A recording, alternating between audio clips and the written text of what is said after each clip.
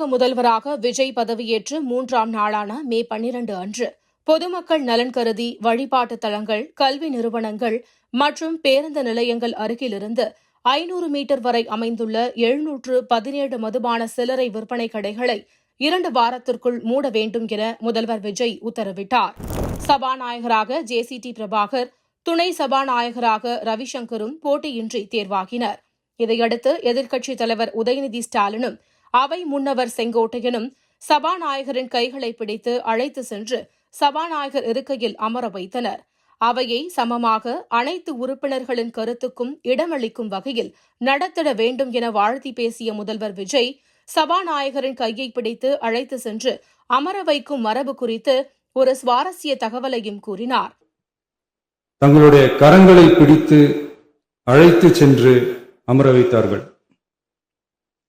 இந்த சம்பிரதாயம் எப்படி வந்தது என்று சொன்னால் சுவாரஸ்யமாக இருக்கும். பெரிய வரலாறு சம்பவத்தில் உள்ளது. இங்கிலாந்து நாட்டில் உள்ள பாராளுமன்ற நடைமுறைகளை போன்றதே நம்முடைய பாராளுமன்ற நடைமுறைகளும். மன்னராட்சி இருந்த காலத்திலேயே அங்க பாராளுமன்றம் இயங்கியுள்ளது. அக்காலத்தில் அனைத்து அதிகாரங்களையும் பெற்ற மன்னரும் இருந்தார், பாராளுமன்றமும் இயங்கியது. அங்கே மன்னர் ஒரு பணியை செய்ய வேண்டும் என்று விரும்புவார், பாராளுமன்றம் அவருடைய விருப்பத்தை பெரும்பாலும் நிராகரிக்கும். மன்னர் விரும்பிய காரியத்தை பாராளுமன்றம் நிராகரித்து விட்டது என்கிற செய்தியை மன்னருக்கு சொல்ல வேண்டியவர் பாராளுமன்ற தலைவர், ஸ்பீக்கர் என்பார்கள். பாராளுமன்றத்தின் கருத்தை மன்னரிடம் சொல்ல வேண்டியவர் ஸ்பீக்கர். அதற்கு துணிவு வேண்டும். சில பணிகளை செய்வதற்குத்தான் பாராளுமன்றத்தின் அனுமதி வேண்டுமே தவிர அந்த ராஜ்யத்தில் உள்ள எந்த பிரஜைக்கும் மரண தண்டனை விதிக்கும் அதிகாரம் மன்னருக்கு உண்டு. தான் விரும்பியதை பாராளுமன்றம் நிராகரித்து விட்டது என்று சொல்லும் ஸ்பீக்கருக்கு மரண தண்டனை விதிக்கும்படி ஆணையிடுவார். தலையை வெட்டி விடுங்கள் என்று ஆணையிடுவார்கள். இது பலமுறை நடந்ததால் யாருமே இந்த ஸ்பீக்கர் பதவிக்கு வர விரும்ப மாட்டார்கள். எனவே புதிதாக பாராளுமன்றம் அமையும் போது ஸ்பீக்கர் பதவிக்கு ஒருவர் அறிவிக்கப்பட்டவுடன் அவர் உடனே தலை தப்பித்தால் போதும் என்று ஓட்டம் பிடிப்பார். அணை முன்னவரும் எதிர்க்கட்சி தலைவரும் அவரை தடுத்து நிறுத்தி அவர் கைகளை பிடித்து இழுத்து வந்த ஆசனத்தில் அமர வைப்பார்கள். இதுதான் அந்த காலத்தில் இருந்து வந்த மரபு. ஆளுநர் முன்னிலையில் நடந்த முதலமைச்சர் மற்றும் அமைச்சர்கள் பதவியேற்பு விழாவில் முதலில் வந்தே மாதரம், அடுத்து தேசிய கீதம், 3ஆவதாக தமிழ்தாய் வாழ்த்து பாடப்பட்டது.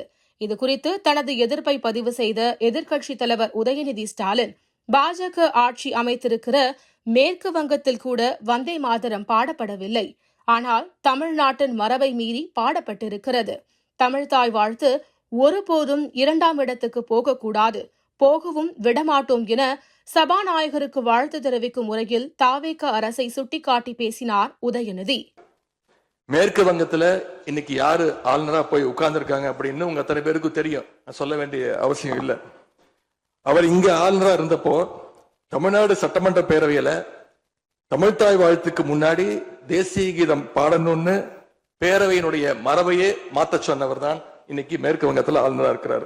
அதை நாங்க உறுதியா, எங்களுடைய தலைவர் அப்போதைய முதலமைச்சர் உறுதியா மறுத்தார். அதனால 2023ஆம் ஆண்டு முதல் தொடர்ந்து 3 வருஷம் அவர் பேரவையிலிருந்து வெளிநடப்பு செஞ்சுட்டு போன காட்சிகளை எல்லாம் நீங்களும் பார்த்திருப்பீங்க. இதன் மூலமா நாங்க சொல்ல வர்றது, அடுத்து விரைவிலேயே இந்த பேரவையில ஆளுநர் உரை நிகழ்த்த இருக்கிறார். ஆகவே ஏற்கனவே உங்களுடைய அரசனுடைய பதவியேற்பு விழாவில் நடந்த அந்த சம்பவம், அந்த தவறு மீண்டும் இந்த பேரவையில நடப்பதற்கு நீங்க அனுமதிக்க கூடாது, நாங்கள் அனுமதிக்க மாட்டோம். பேரவையில் மட்டுமல்ல, தமிழ்நாட்டில் நடக்கக்கூடிய எந்த நிகழ்ச்சியாக இருந்தாலும் சரி, அரசு நிகழ்ச்சியாக இருந்தாலும் சரி, எந்த நிகழ்ச்சியாக இருந்தாலும் சரி, தமிழ்தாய் வாழ்த்து என்றைக்கும் 2வது இடத்திற்கு நாம தள்ளி போக விடக்கூடாது. முதல்வராக விஜய் பதவியேற்ற பிறகு அரசு ரீதியாக முதல் ஆய்வுக் கூட்டத்தை நடத்தினார். நகராட்சி நிர்வாகம் மற்றும் குடிநீர் வழங்கல் துறை ஊரக வளர்ச்சி மற்றும் ஊராட்சித்துறை ஆகிய துறைகளின் செயல்பாடுகள் குறித்தும் கோடை காலத்தில் தடையின்றி குடிநீர் விநியோகம் தொடர்பாகவும் ஆலோசனையில் ஈடுபட்டார் முதல்வர் விஜய். இலங்கை கடற்படையினரால் சிறைபிடிக்கப்பட்டுள்ள தமிழ்நாடு மீனவர்களை விடுவிப்பதற்கும் அவர்களின் மீன்பிடி படகுகளை மீட்பதற்கும் தேவையான அனைத்து தூதரக நடவடிக்கைகளையும் மேற்கொள்ள வலியுறுத்தி ஒன்றிய வெளியுறவுத்துறை அமைச்சர் டாக்டர் எஸ். ஜெய்சங்கர் அவர்களுக்கு முதல்வர் கடிதம் எழுதினார். விஜய் முதல்வராக பதவியேற்ற பிறகு எதிர்க்கட்சி, ஆதரவு கட்சி என பல முக்கிய அரசியல் தலைவர்களை சந்தித்து வருகிறார். அந்த வகையில் ஆட்சி அமைக்க ஆதரவு கொடுத்த IUML கட்சியின் அலுவலகத்திற்கு நேரில் சென்று அக்கட்சியின் தலைவர் காதர் மொய்தீன் உட்பட கட்சி நிர்வாகிகளை சந்தித்து உரையாடினார் முதல்வர். காங்கிரஸ் கட்சியின் தலைமை அலுவலகமான சத்தியமூர்த்தி பவனுக்கு சென்று தமிழ்நாடு காங்கிரஸ் தலைவர் செல்வ பெருந்தகை, காங்கிரஸ் MLA-க்கள் உட்பட முக்கிய நிர்வாகிகளை சந்தித்தார் முதல்வர் விஜய். இதையடுத்து வேளச்சேரியில் VCK தலைவர் தொல் திருமாவளவனை நேரில் சென்று சந்தித்து வாழ்த்து பெற்றார் முதல்வர் விஜய். அதிமுகவில் பிளவு ஏற்பட்டு இரு அணிகளாக பிரிந்துள்ள நிலையில் எந்த அணியினரை முதல்வர் விஜய் சந்திப்பார் என பெரும் எதிர்பார்ப்பு நிறைந்த நிலையில் SP வேலுமணி, CV சண்முகம் தலைமையிலான அணியினரை நேரில் சென்று சந்தித்தார் முதல்வர் விஜய். அதிமுகவில் ஏற்பட்டுள்ள பிளவை சாதகமாக பயன்படுத்தி முதல்வர் விஜய் அரசியல் செய்ய பார்க்கிறார். எடப்பாடி பழனிசாமி மீது MLA-க்களை தங்கள் பக்கம் இழுக்கும் வகையில் முதல்வர் இந்த சந்திப்பு இருந்ததாகவும் விமர்சனங்கள் எழுந்தன. பொள்ளாச்சி அருகே கார் விபத்தில் ஒரே குடும்பத்தைச் சேர்ந்த 5 பேர் உயிரிழந்த சோக நிகழ்வு குறித்து வருத்தம் தெரிவித்த முதல்வர் விஜய், உயிரிழந்தவர்களின் குடும்பங்களுக்கு தலா 3 லட்சத்தை முதலமைச்சரின் பொது நிவாரண நிதியிலிருந்து வழங்க உத்தரவிட்டார்.